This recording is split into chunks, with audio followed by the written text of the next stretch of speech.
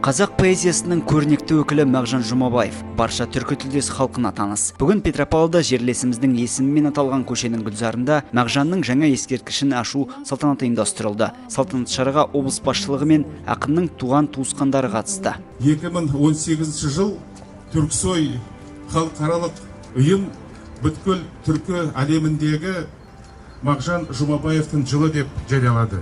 Біздің әрқайсымыздың парызымыз Мағжанның мұрасын келешекке жеткізу. Ақиқ ақын арамызда болмаса да, оның тың туындылары өскелең ұрпаққа жетті.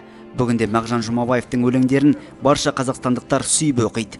Ұлы жерлесіміздің құрметіне облысымызда аудан, көше, оқу орындары аталды. Биыл Мағжанның 125 жылдығына орай жаңа ескерткіш бой түседі. 5 метрлік монумент қоладан құйылған. Оны тұрғызуға өмірден өткен туысы Шайзада Бекишева мұрындық болды. Мама очень сильно прониклась творчеством великого поэта и всегда мечтала оставить на земле после его смерти какие-то художественные произведения, какие-то памятные посылы. Одним из таких посылов является памятник. Жастарға сенген ақынның мұрасы мәңгілік. Оған дәлел жаңа ескерткіште. Мағжан деп жүректер соғылған халқыма басымды ием. Рахмет сіздерге.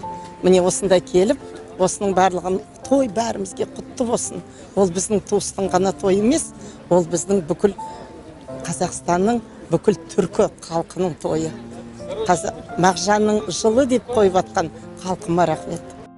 Салтанатты шарада қалалықтар мен шаһар қонақтары Мағжан Жұмабаевтың рухына тағзым етіп гүл шоқтарын қойды.